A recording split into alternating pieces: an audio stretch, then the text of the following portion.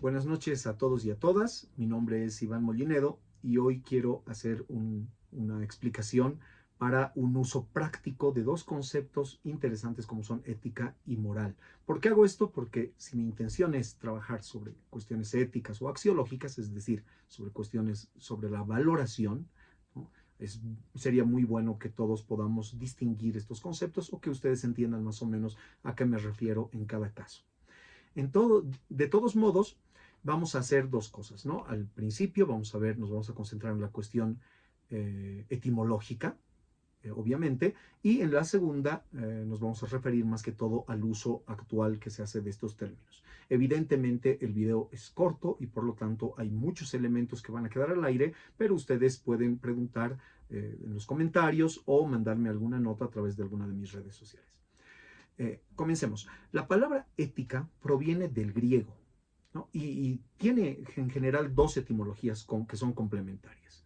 Una primera etimología nos indica que proviene de ethos, con la inicial epsilon, que significa hábito, costumbre o finalmente estar acostumbrado. Aristóteles, en su ética nicomaquea o ética nicómaco, dice: algunos creen que los hombres llegan a ser buenos por naturaleza, otros por el hábito, ¿no? En la filosofía aristotélica, la idea de la educación tiene que ver con el hábito, la educación de los modos, ¿no? de la manera de ser. Es decir, esto tiene que ver mucho con su pedagogía, pero también con la idea que tiene de qué es lo que hace la sociedad con los hombres, ¿no? La segunda etimología del término ética eh, provendría de ethos también, pero escrito la inicial con la palabra griega eta, que significaría, en este caso, este ethos significaría carácter.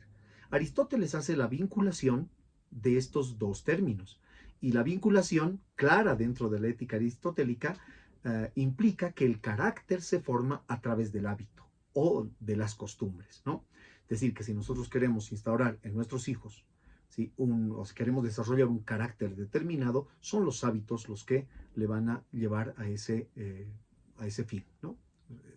La educación en hábitos es importante. Obviamente, nosotros ahora entendemos cómo funciona un poco la psicología infantil y la juvenil, etcétera, pero Aristóteles no estaba muy equivocado. En un principio, los niños no tienen la capacidad de razonamiento abstracto para saber sobre utilidad social o cosas que nos ayuden, digamos, a la formación del carácter. Pero sí van a saber, ya después de haberse acostumbrado a las buenas maneras, van a poder entender cuál ha sido el sentido de su propia educación. Bueno, eso es otra cosa entonces, ¿no? Algún rato desarrollaremos un poco más sobre Aristóteles.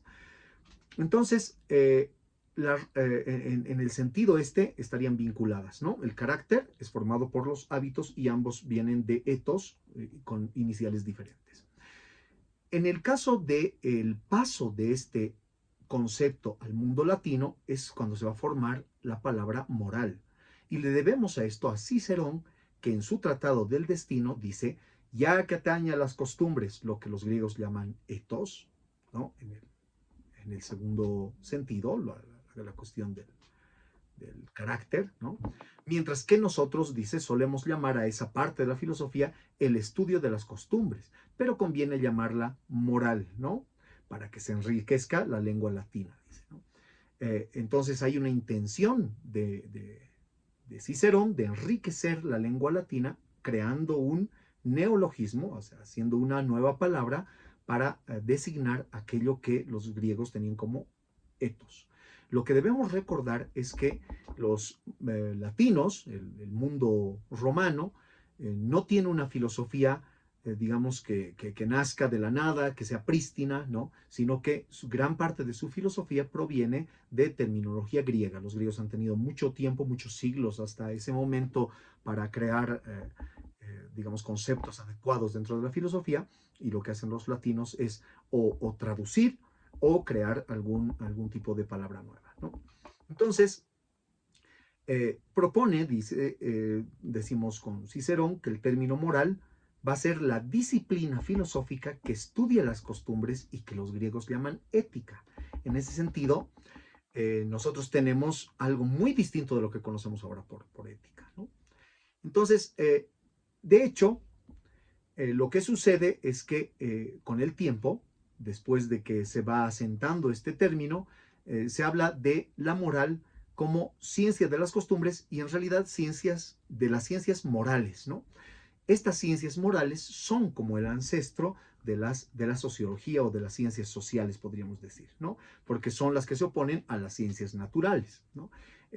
Digamos, ahí están la psicología, la historia, la economía, la política, etcétera, ¿no? O lo que podríamos llamar nosotros humanidades también. Entonces, con el tiempo, esto va a ir cambiando muchísimo, ¿no? No vale la pena en este momento hacer un resumen malo sobre cómo va evolucionando el concepto o cómo van modulando los conceptos, pero ese uso de moral prevaleció casi hasta el siglo XIX, ¿no? En el siglo XVIII todavía Adam Smith utiliza la economía dentro de las ciencias morales, ¿no? Entonces, lo que tenemos ahora es un panorama un poco diferente. Si ahí tenemos las ciencias de las morales para explicar la cuestión de las costumbres, ahora tenemos nosotros a la ética como la ciencia de la moral. Y hay una cosa interesante. He visto en muchos videos de YouTube que la diferenciación que se hace entre ética y moral es que la ética tiene que ver con el estudio de la moral, es decir, es una disciplina filosófica, y la moral sería, digamos, las costumbres que tiene un pueblo determinado. Sin embargo, eso está un poco incompleto, ¿no?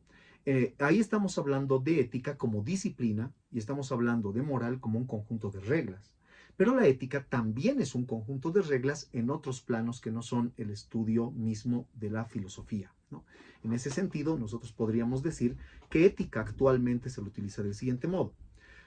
Es el conjunto de reglas, ¿sí? A veces de orden incluso legal hasta cierto punto, pero también de orden institucional o profesional en ciertos ámbitos, ese conjunto de reglas que tienen como fin la preservación de la vida. Obviamente está aquello que dicen en muchos canales, ¿no? Y también en la internet aparece en todo lado, también ha sido parte de las discusiones filosóficas, aquello que señala que la ética sería más o menos como una especie de fundamento personal, ¿no? Es decir, una cuestión que se define como una decisión personal, mientras que la moral sería algo que, como al provenir de la comunidad, no implica la decisión personal, sino que uno estaría constreñido a cumplirlo en virtud de la colectividad, ¿no?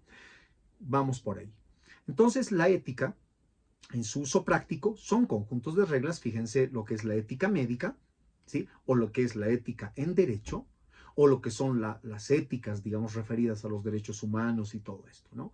Entonces, podríamos decir que la ética tiene un fundamento hasta cierto punto racional. Y es más, hay algunas propuestas, como la propuesta de Wittgenstein, un texto muy bonito sobre ética, que es la ética, ¿no? En el caso de Bertrand Russell, ¿no? Que también propone una ética racional, ¿no? Es decir, que nosotros seamos capaces de discernir, ¿no? El camino que vamos a tomar en función de ciertas cuestiones, ¿no? Por ejemplo, la vida, la preservación de la vida, la preservación de algún otro valor importante. En cambio, la moral sería en ese mismo sentido, ¿no? Es decir, en el sentido de un conjunto de reglas, sería el conjunto de reglas que tiene una comunidad para preservarse a sí misma. Es decir, el sentido de las comunidades tienen que ver con los valores, con los usos, con las costumbres que tienen, ¿no? Entonces, la moralidad implica la acción del sujeto, que implica evidentemente una cuestión de conciencia, pero que tiene que ver sobre todo con la comunidad, con los deseos de la comunidad. Muchas veces se toman en ese sentido que hay moralidades un poco irracionales o que no entienden los que están fuera de una determinada comunidad o que incluso los mismos participantes de la comunidad entienden poco, ¿no? Pero eso tiene otros propósitos que podríamos llamar antropológicos o psicológicos que han ayudado, digamos, en la evolución cultural de esa comunidad.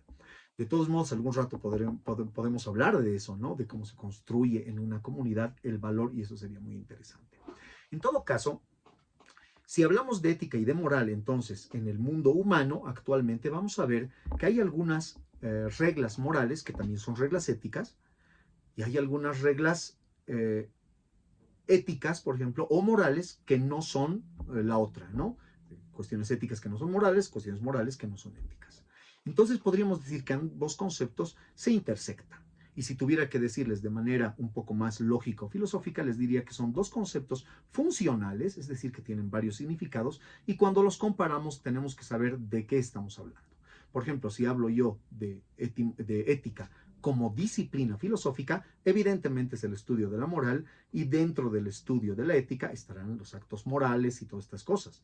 Pero si hablo de la ética como conjunto de reglas, es decir, como parte de los elementos que hay en nuestra sociedad, tendría que decir que son aquellas reglas, aquel conjunto de reglas que sirven para defender la vida y que pueden ir variando en función de las necesidades que tengamos. Espero que les haya sido bastante claro todo esto. Si tienen alguna duda, no duden en escribirme, preguntarme, que con gusto les voy a contestar. Un abrazo a todos. Adiós.